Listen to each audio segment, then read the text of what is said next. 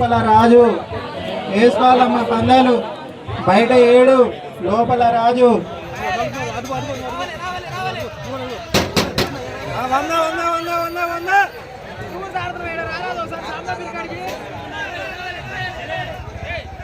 తెలుగు లోగిళ్లలో సంక్రాంతి పండుగ వేడుకలు ప్రారంభమయ్యాయి.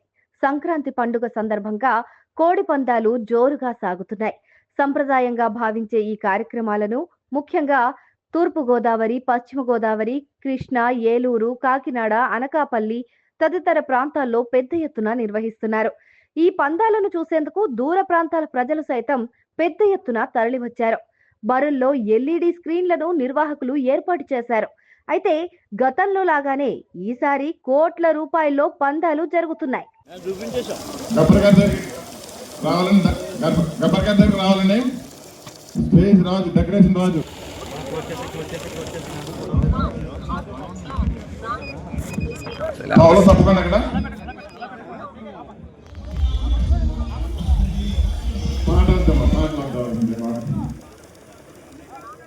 అంబేద్కర్ కోనసీమ జిల్లా అమలాపురంలో కోడి పందాలు, గుండాటలు ప్రారంభమయ్యాయి.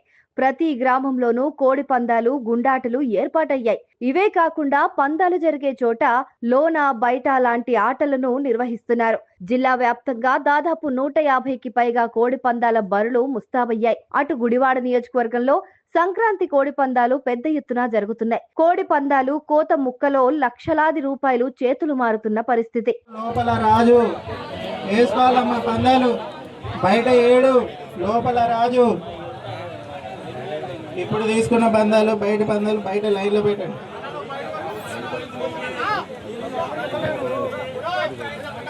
కాబట్టి ఇట్రా నువ్వు అటు సైడ్ వెళ్ళు. సరే సరే సరే వదిలేసండి. ఇట్రా నువ్వు ఇక్కడ ఇట్రా నువ్వు మధ్యలోకి రా.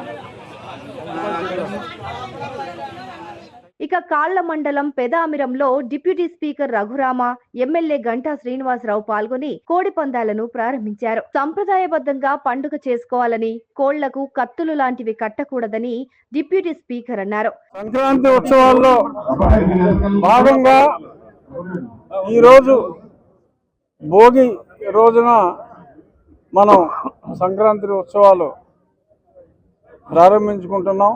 ముందుగానే అన్ని రకాల క్రీడలు, ముగ్గుల పోటీలు, వాలీబాల్, కబడ్డీ ఇవన్నీ కూడా భారీగా నిర్వహించాం.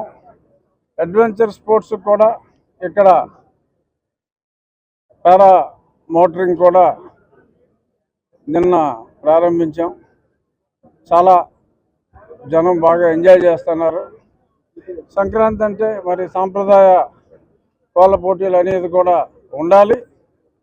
సో సంక్రాంతి వేడుకల్లో భాగంగా మరి ఈ పారాగ్లైడింగ్ జరిగే చోట హాజరైన మా నియోజకవర్గ ప్రజలందరికీ అభినందనలు తెలియజేయడానికి వేడుకల్లో భాగంగా గంటా శ్రీనివాసరావు గారిని, వీడా మస్తానరావు గారిని ఇన్వైట్ చేయడం జరిగింది. తెలంగాణ నుంచి అతిథి తేగల కృష్ణారెడ్డి అన్న కూడా ఇచ్చేశారు. సాంప్రదాయ కోడి పందాలని మీడియా ఎదురుగుండా క్లియర్గా చూపెట్టాం కదా. అందులో ఏమీ లేకుండా సాంప్రదాయ పోటీలు ప్రారంభించాం. ఈ ఏఐ రోజుల్లో ఏదైనా సాధ్యం. ప్రభాస్ గారితో అట్లే ఇస్తున్నారు, చిరంజీవి గారితో ఏదో చేస్తున్నారు. ఏదైనా సాధ్యం, కానీ సంప్రదాయబద్ధంగా జరిగేదాన్ని సంప్రదాయబద్ధంగానే చూడాలి. ఏఐలు ఏమీ వాడొద్దు అని ముందుగానే తెలియజేస్తూ వైభవంగా సంక్రాంతి వేడుకలు జరుపుకుంటాం.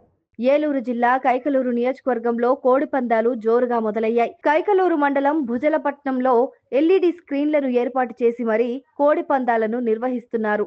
ఈ పందాలను ఎమ్మెల్సీ జయమాంగళ వెంకటరమణ తిలకించారు. కాకినాడ జిల్లా పెద్దాపురం, జగ్గంపేట నియోజకవర్గాల్లో కోడి పందాలు ప్రారంభమయ్యాయి. బరుల్లో భారీ లైవ్ స్క్రీన్లను ఏర్పాటు చేయడంతో పాటు నాయకులు, ప్రజలు కూర్చుని చూసేందుకు బరి చుట్టూ స్టేజ్ ను నిర్వాహకులు ఏర్పాటు చేశారు.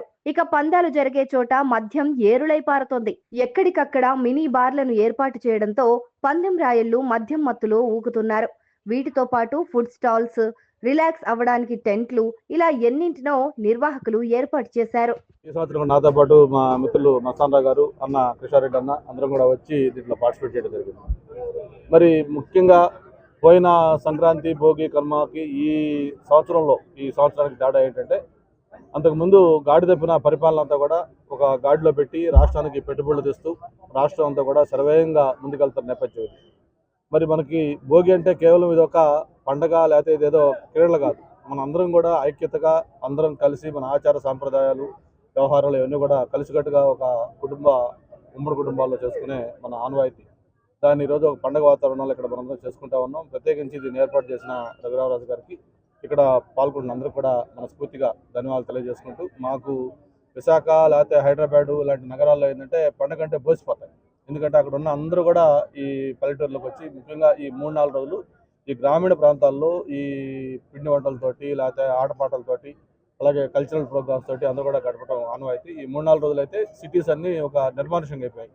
హైదరాబాదు, వైజాగ్ లాంటి ప్రాంతాలు అయితే కనీసం రోడ్ల మీద మనుషులు కనపట్ల అటువంటి వాతావరణంలో ఉన్నాయి. మరి ఈ పండుగ అందరూ కూడా మంచి కలగాలని మరొకసారి మనస్ఫూర్తిగా కోరుకుంటూ, మరి ఆహ్వానించిన రఘురామరాజు గారికి, దాదాపు పాల్గొన్న మస్తానరావు గారికి, కృష్ణారెడ్డి గారికి, ఏర్పాటు చేసిన గబ్బర్కి ప్రత్యేకంగా అందరూ కూడా మనస్ఫూర్తిగా ధన్యవాదాలు తెలియజేసుకుంటూ థ్యాంక్ యూ.